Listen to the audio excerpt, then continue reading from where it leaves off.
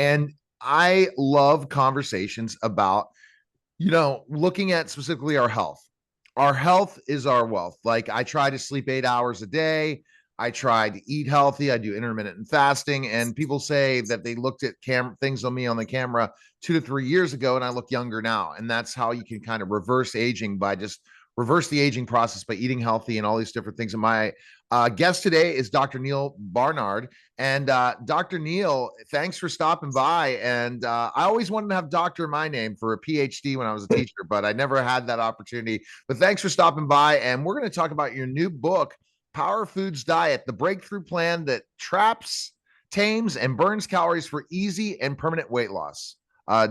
Dr. Neal, thanks for stopping by. It's great to be with you today. What made you want to do this? Kind of tell us your background. Well, we have been doing research here. I'm in Washington, D.C. here, and we've been doing research on healthy diets for a long time. But we've been focusing on things like diabetes, cholesterol, cancer prevention. But what we've discovered is that for many of these things, if we can control weight, if we can trim off unwanted weight, we really get our health into a much better place. And we have now discovered that there's an approach to weight loss that's so much easier than what people have been doing. Researchers at Harvard discovered that the more people eat of certain specific foods, the more weight they lose. So our team put this to the test and found out what is it that these foods are doing.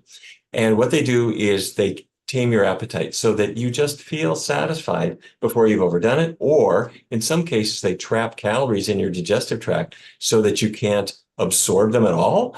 And there are also some that boost your metabolism. And I thought, great, instead of tiny little portions, let's eat the foods that take off the weight. And that's what we've been doing with the Power Foods diet.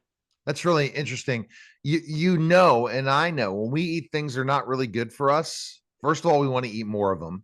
And secondly, we don't feel good after we eat them, especially the older we get, because our digestion systems change the older we get.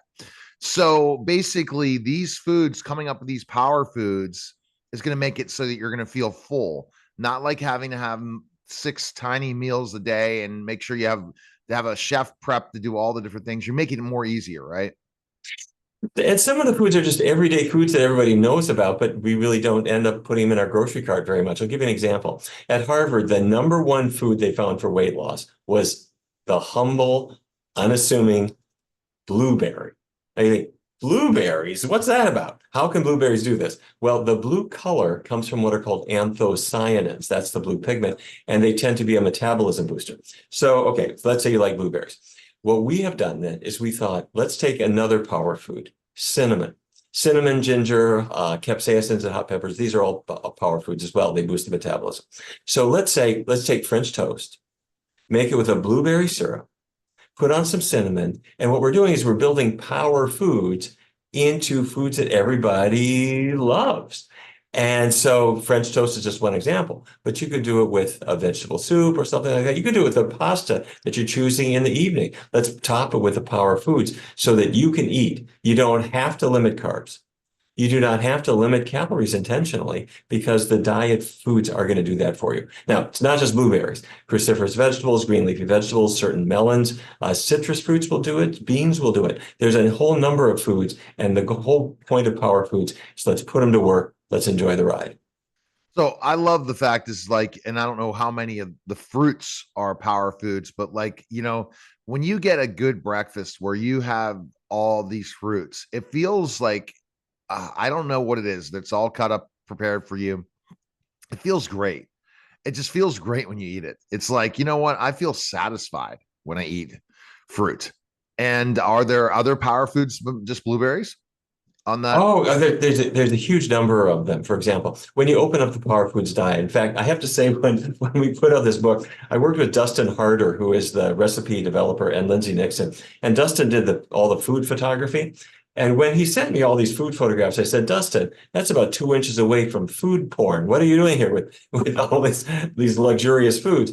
But that's kind of the idea, is that you can really enjoy eating again. So for example, let's say you look at your menu and it might be French toast with blueberry syrup, wild blueberry muffins, a veggie lentil soup, a mango dal, a pasta arrabbiata. Arrabbiata is Italian for angry, but for a chef, it means mildly spicy.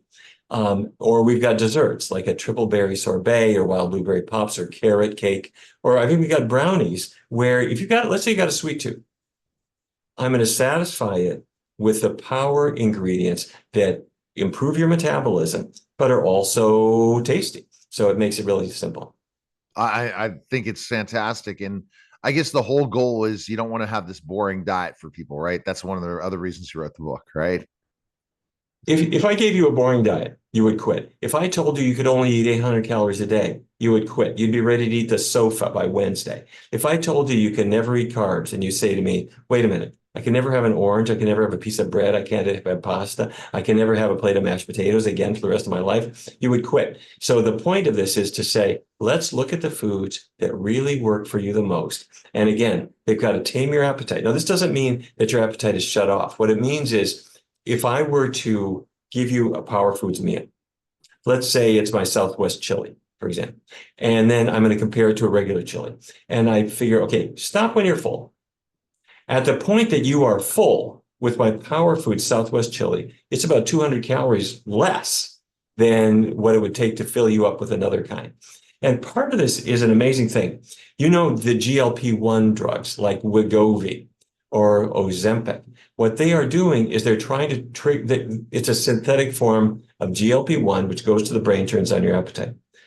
Your body will make GLP-1 naturally if you eat the right foods. So what I'm saying is, yes, you could go to the store and get Wegovy for 15,000 and change per year, but instead, certain foods will trigger a natural GLP-1 release for you.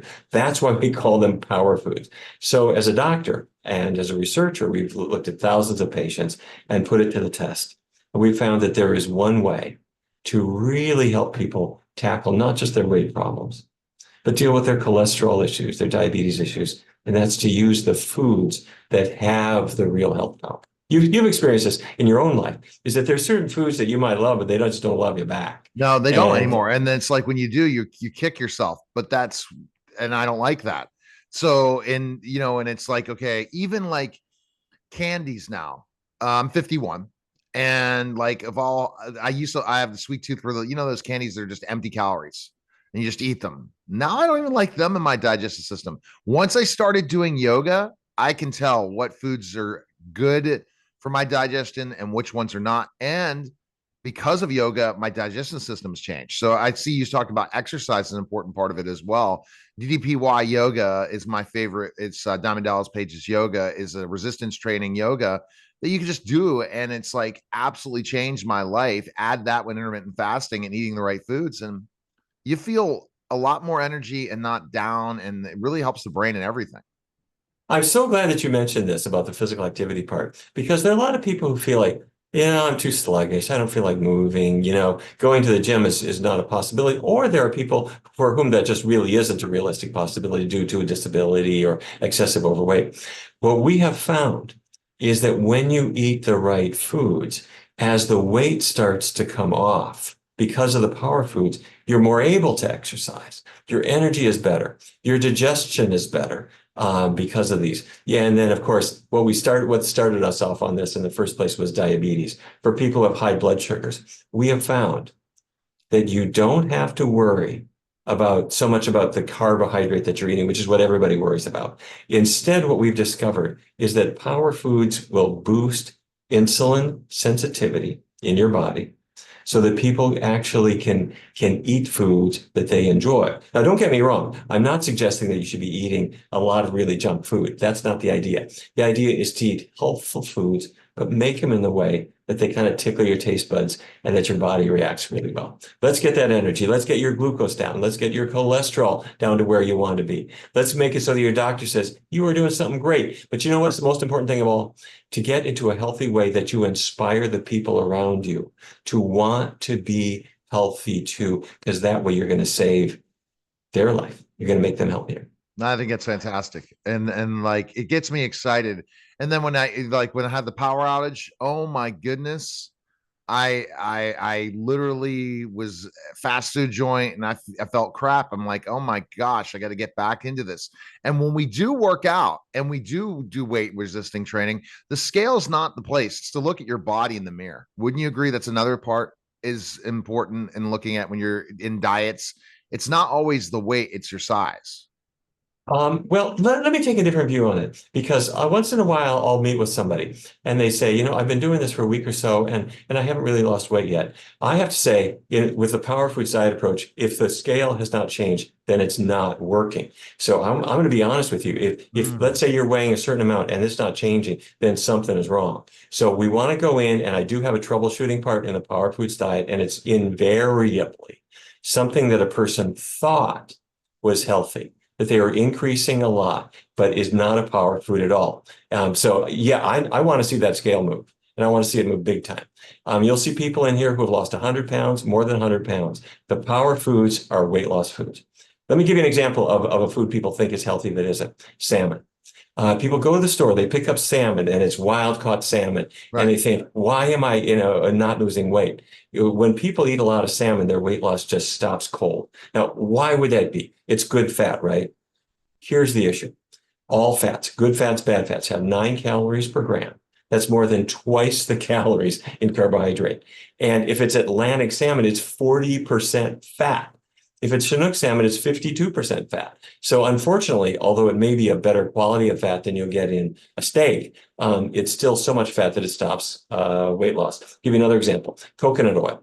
Coconut oil is marketed as a healthy food. It's really so saturated. You could make a candle out of it or wax your shoes with it. But it's unfortunately going to stop people from losing weight. I'll give you a third example, and I'm going to break your heart with this one. All the fruits are great, except the avocado tastes wonderful. And if you're already skinny, I would say fine. But if you're trying to lose weight, there is so much fat in an avocado that it's going to cause people to have trouble losing weight. So anyway, we look for those foods. And I don't say you can never have another avocado. I wouldn't say that. But I would say if you want to really power ahead, I would make sure that the foods that you're eating are the not so fatty choices. I mentioned berries, but things like apples, oranges, a mango, a papaya. And mango or papaya get their orange color from beta carotene. Beta carotene is a power food.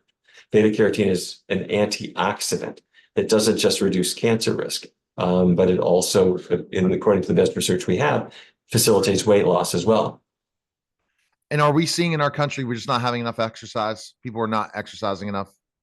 People are not exercising enough, but let me be really clear. In our research studies, when we put the diets to work to see if a power food works, I do something that you should not do at home. I ask our people not to change their exercise during a research study because I'm testing the food. I want to see what the food will do. So I don't want a person running a marathon because they're going to lose weight no matter what they're eating. So what I want to do if a person does not exercise or cannot exercise due to disability or some other reason, they will still lose weight. That said, let's get the foods together and let's lace up our sneakers. Now, I'm a big runner as well. I prefer, what I like to do is every other day I go out for about a 3-mile run, sometimes 5, sometimes like that. That's what makes me feel really good. But if you don't do that or can't do that or just don't feel like doing that, the power foods still work. If they are not working, if the diet you're working is not, if the diet you're eating is not causing weight loss, then we could tune it up. What we're going to tune it up is choosing the power foods. I mentioned berries. They're all great, but there's a whole bunch of others. The cruciferous vegetable group, that's broccoli, cauliflower, Brussels sprouts. Don't douse them with Velveeta. That's what a lot of people do. Don't do that. The green leafy vegetables more broadly: spinach, asparagus, fine. The melon group, take a cantaloupe or take a watermelon, cut it up in chunks, put it in a glass bowl, leave it in your refrigerator. That way, when you open that door, you're going to see a healthy snack in there. Any kind of bean dish is great. So if you make a chili, don't make it with ground beef, make it with black beans or pinto beans. That's going to be your better choice because those are high in fiber. Meat doesn't have the fiber at all. So the whole point is, let's use these power foods. I mentioned spices. Some people have experienced this with ginger, or they experience it with cinnamon, where we see substantial weight loss. A randomized trial of more than 100 people showed about a 7.5-pound weight loss from cinnamon in 16 weeks time. They had about a teaspoon a day. You don't have to have that much. You can use less. People do it with the capsaicinoids in hot foods. The whole point is to choose the ones you like and bring them into your routine and let the power foods take off your weight. That's fantastic. Best place we can get this in book in Amazon. When is it available? It's available now. It's available right now. It came out at the very end of March. It's there. It's on Amazon. It's on Target. It's in Barnes and Noble. It's on all the online booksellers. And if there's still a bookstore open in your neighborhood, go there. They'd like your business. All right. Power Foods Diet. Thank you, Dr. Neal. Appreciate it, sir. Sure. Thank you. You're listening and watching The Neal Haley Show, and we'll be back in just a moment.